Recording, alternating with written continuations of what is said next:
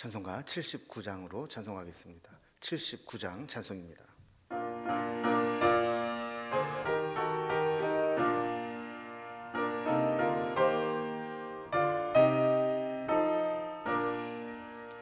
주 하나님 지으신 모든 세계 내 마음 속에 그리어 볼 때 하늘의 별 울려 퍼지는 뇌성 주님의 권능 우주에 찾네. 주님의 높고 위대하심을 내 영혼이 찬양하네. 주님의 높고 위대하심을 내 영혼이 찬양하네. 숲속이나 험한 산 골짜기에서 지저귀는 저 새소리들과 고요하게 흐르는 시냇물은 주님의 솜씨 노래하도다.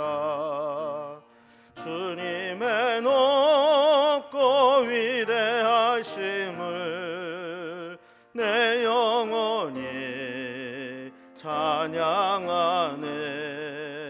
주님의 높고 위대하심을 내 영혼이 찬양하네.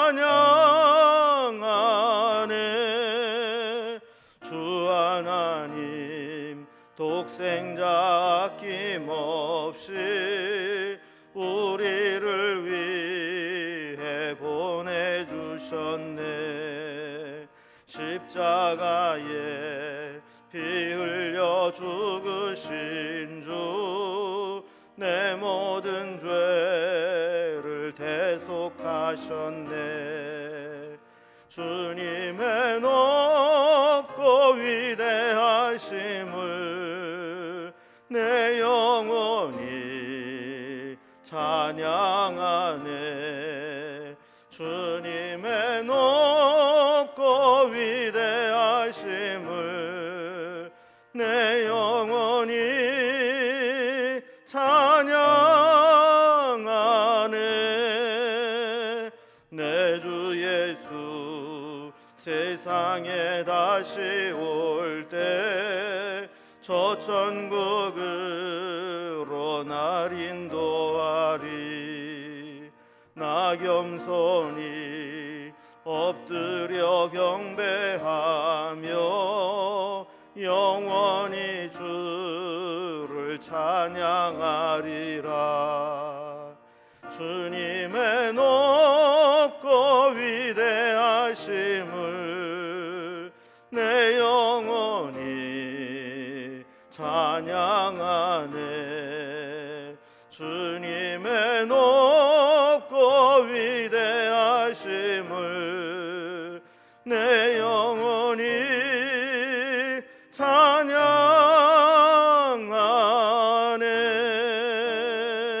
찬양하네. 아멘. 오늘 함께 나눈 하나님 말씀은 구약성경 욥기 21장 17절에서 34절까지 말씀입니다. 욥기 21장 17절에서 34절까지 구약성경 781면에 있습니다. 말씀을 제가 봉독합니다. 악인의 등불이 꺼짐과 재앙이 그들에게 닥침과 하나님이 진노하사 그들을 곤고하게 하심이 몇 번인가. 그들이 바람 앞에 건불같이 폭풍에 날려가는 겨같이 되었도다. 하나님은 그의 죄악을 그의 자손들을 위하여 쌓아두시며 그에게 갚으실 것을 알게 하시기를 원하노라. 자기의 멸망을 자기의 눈으로 보게 하며 전능자의 진노를 마시게 할 것이니라. 그의 달수가 다하면 자기 집에 대하여 무슨 관계가 있겠느냐. 그러나 하나님께서는 높은 자들을 심판하시나니 누가 능히 하나님께 지식을 가르치겠느냐. 어떤 사람은 죽도록 기운이 충실하여 안전하며 평안하고 그의 그릇에는 젖이 가득하며 그의 굴수는 윤택하고 어떤 사람은 마음의 고통을 품고 죽음으로 행복을 맛보지 못하는도다. 이 둘이 매 한 가지로 흙 속에 눕고 그들 위에 구더기가 덮이는구나. 내가 너희의 생각을 알고 너희가 나를 해하려는 속셈도 아노라. 너희의 말이 귀인의 집이 어디 있으며 악인이 살던 장막이 어디 있느냐 하는구나. 너희가 길 가는 사람들에게 묻지 아니하였느냐? 그들의 증거를 알지 못하느냐? 악인은 재난의 날을 위하여 남겨둔 바 되었고 진노의 날을 향하여 끌려가느니라. 누가 능히 그의 면전에서 그의 길을 알려주며 누가 그의 소행을 보응하랴? 그를 무덤으로 메어가고 사람이 그 무덤을 지키리라. 그는 골짜기의 흙덩이를 달게 여기리니 많은 사람들이 그보다 앞서갔으며 모든 사람이 그의 뒤에 줄지었느니라. 그런데도 너희는 나를 헛되이 위로하려느냐? 너희 대답은 거짓일 뿐이니라. 아멘. 우리가 흔히 이론과 실제는 다르다 이런 이야기를 합니다. 이론이나 또는 원리, 법칙 이런 것들은 일반적으로는 맞는 것 같지만 항상 예외라는 것이 존재하게 되고 또 현실에서는 여러 상황에 따라서 다른 결과를 만들어내는 것들이 얼마든지 있기 때문입니다. 욥의 친구들이 계속 번갈아 가면서 주장하는 인과응보의 이 원리가 바로 그런 것이죠. 인과응보 일반적으로 맞는 말입니다. 사필 규정과 같은 원리입니다. 결과적으로 고난을 당하고 있다면 그것은 죄의 결과이니 고난을 끝내려면 빨리 회개하라 하는 논리죠. 그런데 이게 현실에서는 맞지 않는 경우가 있습니다. 지난 시간에는 욥이 소발에게 반박하기를 현실에서는 악인이 잘 되는 것처럼 보이는 경우가 훨씬 많다 이런 이야기를 했습니다. 그래서 7절에 보면 악인의 번창함을 이야기하는데 어찌하여 악인이 생존하고 장수하며 세력이 강하냐 이렇게 항변하면서 악인들이 그들의 원칙대로라면 망하고 고통을 당해야 되는데 오히려 생존하고 장수하고 강한 세력을 유지하고 있다는 거죠. 오늘 본문도 그와 같은 논조로 이야기를 하고 있습니다. 악인에게 재앙이 닥치는 것을 쉽게 볼 수 없다라고 이야기를 하는 거죠. 하나님이 하시는 일을 어떤 자기들이 경험한 특정한 어떤 원리나 원칙에 가둬둘 수는 없습니다. 하나님은 그 원리를 초월해서 역사하시는 경우가 많기 때문이죠. 그래서 악인들이 번창하는 현실에 대해서 오늘 이야기를 하고 있는데 오늘 단락별로 구분을 해보면 먼저 17절에서 21절까지는 악인이 하나님의 심판을 받지 않는 것 같은 현실을 보면서 한탄하는 내용으로 나옵니다. 22절에서 26절까지는 현실은 이렇게 원리대로 되는 게 아니라 불공정하기도 하고 임의적으로 바뀌는 경우도 많이 있다라는 이야기를 하죠. 그래서 27절에서 마지막 절까지는 이러한 이제 현실을 보면서 어떤 사람들의 원리나 법칙을 일반화시켜서 그것을 마치 하나님의 뜻인 것처럼 신앙적 관점으로 왜곡하지 말아라 이렇게 항변하는 욥의 반론이 되겠습니다. 욥이 친구들에게 한 이야기를 계속 이어 살펴봅니다. 첫 번째 단락은 악인이 하나님의 심판을 받지 않는 것 같은 현실을 한탄하게 되죠.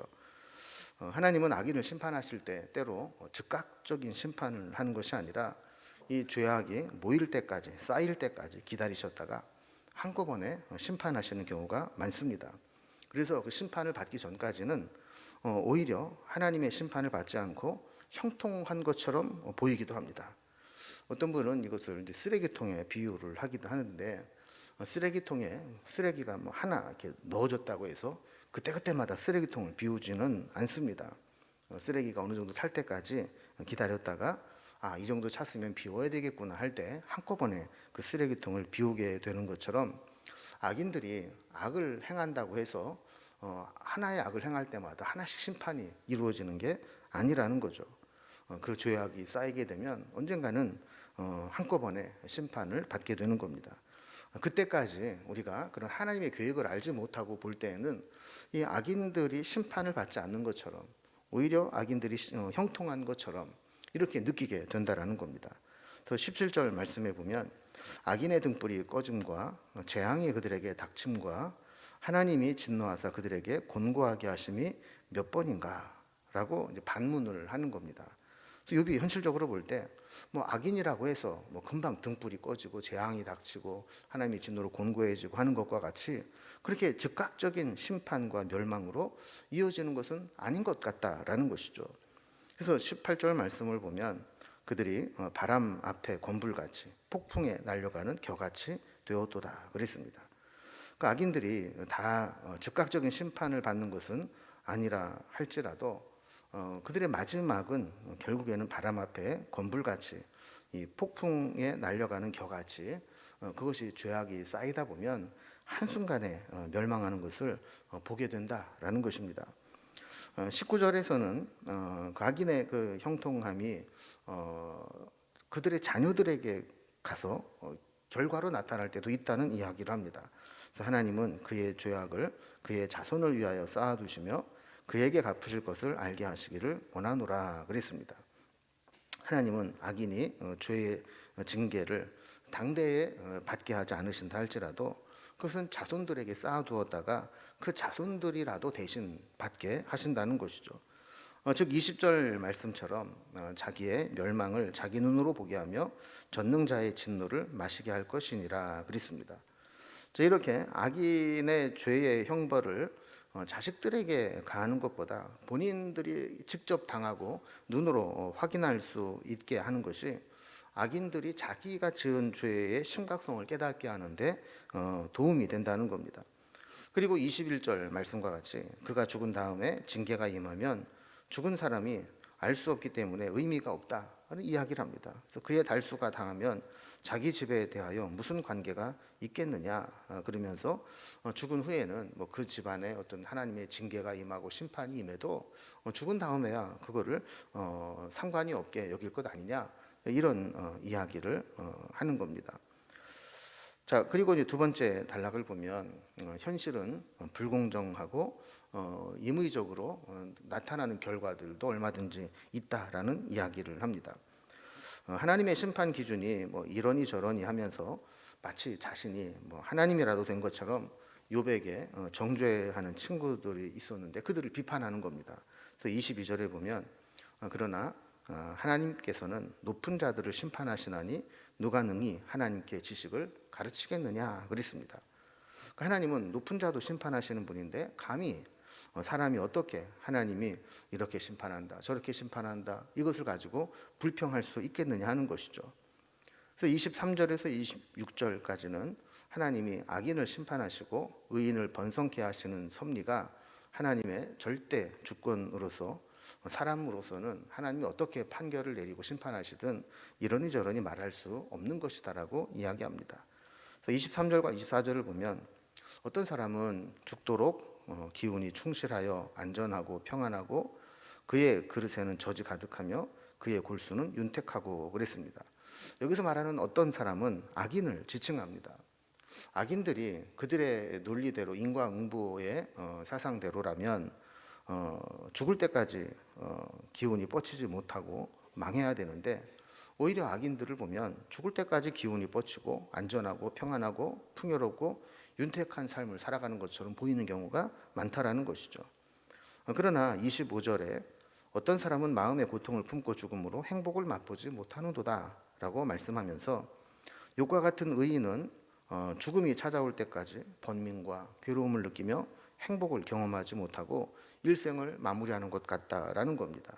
그러니까 악인들은 심판을 받아야 되는데 오히려 형통하고 욥과 같은 의인은 형통하고 행복해야 되는데 오히려 고통과 행복을 맛보지 못하고 이런 일들을 당하게 되는데 그렇다고 해서 우리가 악인과 의인을 대하는 하나님의 섭리에 대해서 우리가 판단하거나 이렇게 해야 된다 저렇게 해야 된다 말할 수 없다라는 거예요. 우리의 지식으로는 하나님께서 그렇게 행하시는 것들을 헤아릴 수도 없고 알 수도 없다라는 거죠. 그러나 악인이든 선인이든 한 가지 공통점은 있습니다.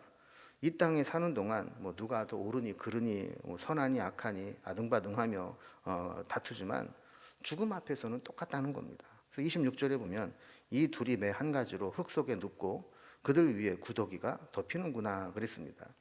그러니까 이 땅에서는 의인과 악인에 대한 완전한 심판이 이루어지지 않는다 할지라도 결국 죽음을 통해서 똑같은 죽음에 이르게 된다는 겁니다.